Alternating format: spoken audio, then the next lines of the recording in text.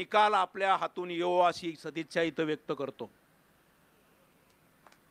खरं तर आदिवासी समाजाने गोवा जसा वसवला तसा तो राखला देखील।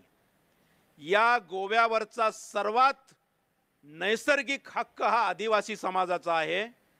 त्याच आदिवासी समाजाला 2003 सालापर्यंत आपल्या हक्काच्या आरक्षणासाठी रस्त्यावरची लढाई करावी लागली आणि शेवटी मिळून मिळालं काय तर 12.5% आरक्षण।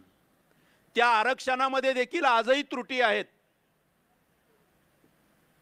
आमचे रुपेश वेळीप आणि त्यांचा आता सगळा पॉलिटिकल रिझर्वेशन साठीचा सगळा संच पुन्हा एकदा राजकीय आरक्षणासाठी भांडतो आहे।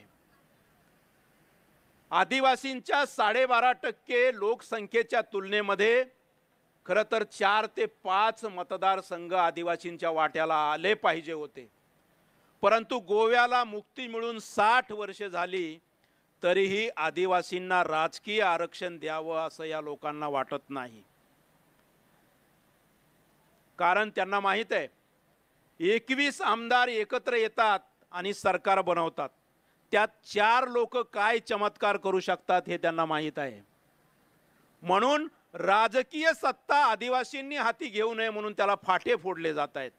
आता म्हणतायत की 2027 साली देऊ, म्हणजे 2024 चं निवडणूक तुम्ही मागे टाकणार, 27 ला आणखी काहीतरी कारण सांगणार।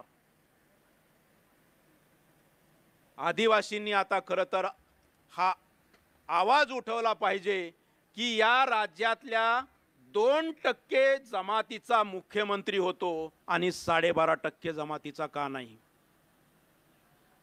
अरे ज्यांनी गोवाच वसवला, गोवा वाढवला, गोवा विकसित केला, त्यांचा तो नैसर्गिक हक्क आहे। असं असतानाही केवळ 12.5% बोलवण, राजकीय हक्कांचं काय?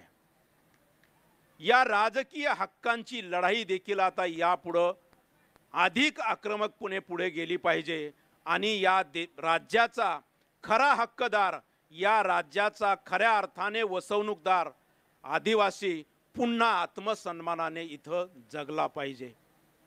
हा जो युवा